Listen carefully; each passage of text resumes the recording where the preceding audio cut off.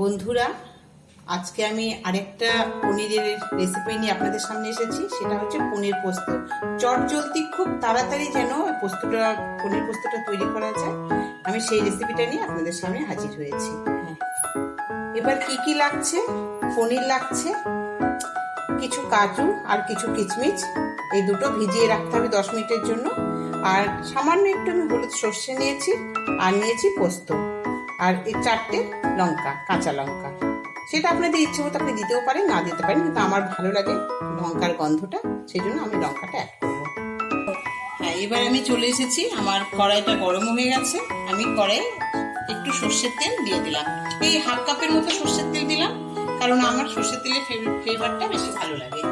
এবং তার মধ্যে আমি সামান্য একটু 5 ফোড়ন দেব, জাস্ট সামান্য একটু 5 ফোড়ন দিয়ে দেবো। দেখুন, একটু নাড়াচাড়া করে একটু নাড়াচাড়া করে নেব। আপনারা ইচ্ছে করলে পনিরটাকে আগেও ভেজে নিতে পারেন, কিন্তু পনির পোস্তকে সেইভাবে ভাজতে হয় না, হালকা করে। তাই আমি এখনই একটু পনিরটা ছেড়ে দেবো, এক্ষুনি এই ইয়ের সঙ্গে, 5 ফোড়নের সঙ্গে ভাজা হয়ে যাবে।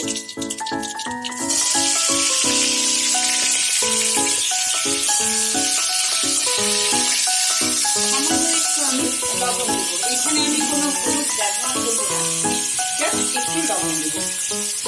আমি এই পোস্ততে কোনো হলুদ ব্যবহার করবো না, জাস্ট একটু লবণ দেবো। হ্যাঁ, আমি এবার ব্লেন্ডারে ব্লেন্ড করে নিব। এই কাজু কিচমিচ একটু ভিজিয়ে রেখেছিলাম, সেটা দিয়ে দিয়েছি, আর পোস্ত আর এই সর্ষেগুলো দিয়ে দেবো। একবারে আমি ব্লেন্ড করে নেব। আমি ব্লেন্ডারে যে পেস্টগুলো নিয়ে এসেছিলাম, সেই পেস্টটা আমি পুরোটা এর ভেতরে দিয়ে দিচ্ছি। কাঁচা লঙ্কা দিয়ে দিলাম কিছু 4টে চামচ, আমি চিনি অ্যাড করছি। হ্যাঁ, একটু ফুটে উঠলেই আমি নামিয়ে নেব। এইবার আমার একটু নাড়িয়ে চাড়িয়ে আমি উঠিয়ে নেব। আমার পোস্ত পনির একদম রেডি।